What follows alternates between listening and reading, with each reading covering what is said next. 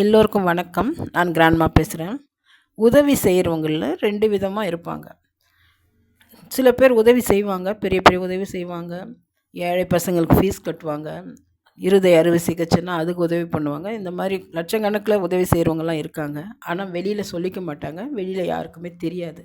சம்மந்தப்பட்டவங்க சொன்னால் தான் தெரியும். சில பேர் இருக்காங்க. அவங்க தெரியணும், வெளியில் தெரியணுங்கிறதுக்காகவே பெருமைக்காக உதவி செய்வாங்க. ஆனால் யூடியூபர் இர்ஃபான் இருக்கார் இல்லையா, இவர் கொஞ்சம் வித்தியாசமாக இருக்கார். இவர் யூடியூப்பில் சம்பாதிக்கிறதுக்காகவே உதவி செய்கிற மாதிரி செய்கிறாரு. புதுசாக ஏதாவது செஞ்சால் தான் வியூவர்ஸ் பார்ப்பாங்க.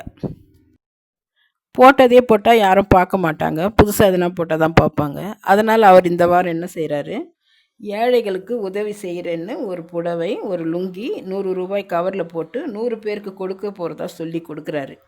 அவர் கொடுக்கறத வீடியோ எடுத்து அவருடைய சேனலில் போட்டிருக்காரு.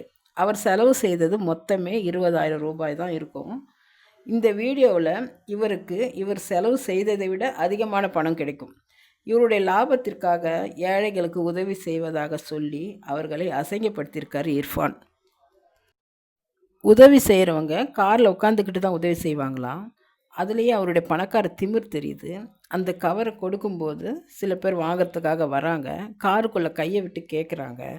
உடனே இவர் என்ன சொல்லணும், கொஞ்சம் பொறுமையாக இருங்கப்பா, நான் எல்லாருக்கும் தான் கொடுக்க போகிறேன்னு சொல்லணும் இல்லையா. ஆனால் அவர் அப்படி சொல்லாமல் காருக்குள்ளே கையை விடாதீங்க, அசிங்கம் பண்ணாதீங்கன்னு கத்துறாரு. அவங்க மனைவி மேலே கை பட்டுடுச்சுன்னு கோவப்படுறாரு. உண்மையிலே ஏழைங்களுக்கு பண்டிகை நாளில் உதவி செய்யணும்னு நினச்சி செய்திருந்தாங்கன்னா அவங்க வாங்கும்போது மேலே கைப்பட்டுச்சுன்னா அதை பற்றி கவலைப்பட மாட்டாங்க.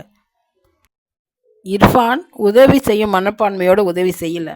இவர் கண்டென்ட்காகத்தான் இதை செய்கிறாரு. அதனால தான் அவங்கள பார்த்து இவருக்கு கோவம் வருது. வாங்குறவங்களும் ஏன் அவசரப்படுறாங்கன்னா, அவங்க கொண்டு வந்ததெல்லாம் காலி ஆகிட போகுது, நமக்கு கிடைக்காம போயிட போகுதுங்கிறதுக்காக அவங்க அவசரப்பட்டு காருக்குள்ளே கையை விட்டு கேட்குறாங்க. அதுக்காக அவங்கள அசிங்கப்படுத்தாதீங்கன்னு சொல்கிறாரு. அவங்க செய்கிறதெல்லாம் அசிங்கம் கிடையாது. இவர் சம்பாதிக்கிறதுக்காக உதவி செய்கிற மாதிரி செஞ்சு அதை வீடியோ எடுத்து அவருடைய சேனலில் போடுறாரு பாருங்கள், அதுதான் அசிங்கம். மக்களுடைய வறுமையை வச்சு எப்படி கண்டென்ட் கொடுக்கலாம்னு யோசித்து இந்த மாதிரியெல்லாம் செய்கிறது இர்ஃபான் தான். உண்மையிலேயே அவங்களுக்கு உதவி செய்யணும்னு நினச்சிருந்தா கொடுக்குறதையெல்லாம் வீடியோ எடுத்து அவருடைய சேனலில் போட்டு காட்ட வேண்டிய அவசியமே இல்லை.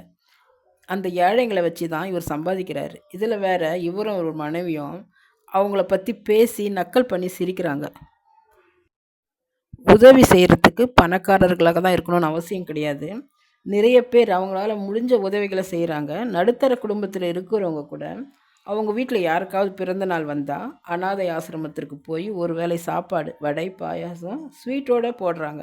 அந்த மாதிரி யாரால் எவ்வளோ முடியுமோ அவங்களால முடிஞ்ச உதவிகளை செஞ்சுக்கிட்டு தான் இருக்காங்க. நிறைய பேர் உதவி செய்கிறாங்க, ஆனால் யாரும் வெளியில் சொல்கிறதில்ல. ஆனால் இர்ஃபான் தன்னுடைய சொந்த லாபத்திற்காக உதவி செய்கிற மாதிரி செஞ்சுட்டு அவங்களே அசிங்கப்படுத்தாதீங்கன்னு சொல்கிறாரு. இது என்ன நியாயம்? இர்ஃபானோட காரில் அடிபட்டு ஒரு பெண் இறந்து போயிடுறாங்க. கருவில் இருக்கிறது ஆணா பெண்ணா சொல்லக்கூடாதுன்னு இந்திய அரசியலமைப்பு சட்டத்தில் இருக்குது. டாக்டர்ஸே அதை சொல்லக்கூடாது. ஆனால் இவர் அதை பற்றியெல்லாம் கவலைப்பட மாட்டார், சட்டத்தை மீறுவார். ஏன்னா ஆளுங்கட்சி இவர் கையில் இருக்கிறாருங்கிற தைரியத்தில் அவருடைய மனைவிக்கு பெண் தான் பிறக்க போகுதுன்னு சொல்லி பார்ட்டி கொடுப்பாரு. குழந்தை பிறந்தவுடனே நான் தான் தொப்புள் கொடியை அறுப்பேன் பிடிவாதம் பிடிச்சி இவர் தொப்புள் கொடியை கட் பண்ணி அதை வீடியோ வேறு போடுவார். இர்ஃபான் அவர்களுக்கு நான் என்ன சொல்கிறேன்னா, இந்த மாதிரி பணக்கார விளையாட்டெல்லாம் ஏழைங்க கிட்ட விளையாடாதீங்க. பிடிச்சிருந்தால் லைக் பண்ணுங்கள், ஷேர் பண்ணுங்கள், உங்கள் கருத்தை பதிவு பண்ணுங்கள், மறக்காமல் சப்ஸ்கிரைப் பண்ணுங்கள். நன்றி, வணக்கம்.